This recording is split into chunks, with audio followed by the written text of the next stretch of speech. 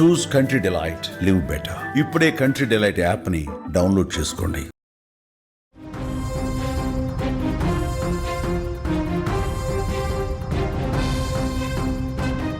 నిన్న మొన్నటి వరకు పంట పొలాలకే పరిమితమైన కోతుల బెడద ఇప్పుడు ఏకంగా మన నట్టింట్లోకి చొరబడి ప్రాణాలు తీస్తోంది.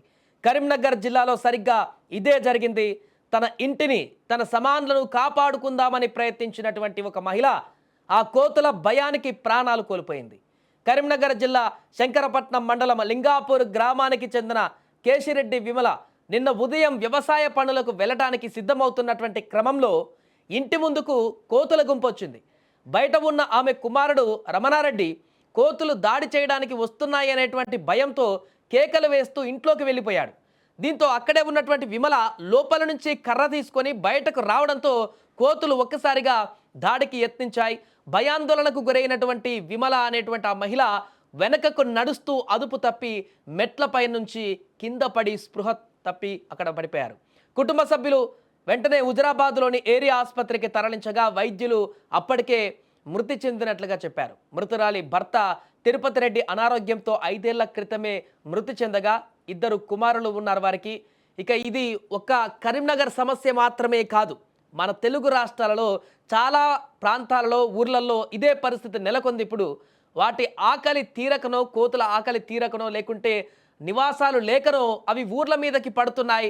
ఒకప్పుడు అడవిలలో ఉండేటువంటి ఆ కోతుల గుంపంతా కూడా ఇప్పుడు ఊర్ల మీదకి వచ్చి ఊర్లలో జనాలను ఇబ్బంది పెడుతూ ఇళ్ల మీద తిరుగుతూ ఇబ్బందులు పెడుతున్నటువంటి పరిస్థితి మనం చూస్తున్నాం. గుంపులు గుంపులుగా వచ్చి పంటలు నాశనం చేయడం పక్కన పెడితే ఇప్పుడు మనుషుల ప్రాణాల మీదకు తెస్తున్నాయి.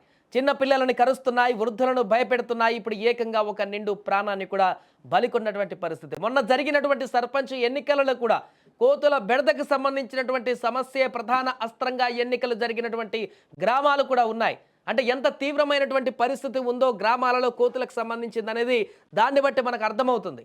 ఇలా అనేక గ్రామాలలో, తెలంగాణ, ఆంధ్రప్రదేశ్లో అనేక గ్రామాలలో ఇదే పరిస్థితి. అడవుల్లో ఉండాల్సినటువంటి కోతులు ఇప్పుడు విపరీతంగా ఊర్ల మీదకి రావడానికి గల కారణాలు ఏంటి, అక్కడి నుంచి ఊర్ల నుంచి కోతులను పూర్తిగా తరిమేయడానికి గల పరిస్థితులు ఏ రకంగా ఉన్నాయి, వాటిని ఎలా కనుగొనాలి, ఆ యొక్క ఊర్ల నుంచి ఆ కోతులను మరలా అడవిలోకి వెళ్ళడానికి ఎలాంటి జాగ్రత్తలు తీసుకోవాలి, లేకుంటే ఎలాంటి చర్యలు తీసుకోవాలనేటువంటి విషయంపైన ఇప్పుడు అధ్యయనం చేయాల్సిన పరిస్థితి ఏర్పడింది. ప్రాణాలు పోతున్నాయి కాబట్టి ఇప్పటివరకు పంట నష్టాలు కానీ ఇతర నష్టాలు చాలా జరిగాయి, ఇబ్బందులు ఏర్పడ్డాయి. కానీ ప్రాణాలు కూడా పోయే పరిస్థితి వచ్చింది కాబట్టి ఖచ్చితంగా దీనిపైన చర్యలు తీసుకోవాలంటూ కూడా అక్కడ స్థానికులు ఇప్పుడు డిమాండ్ చేస్తున్నారు.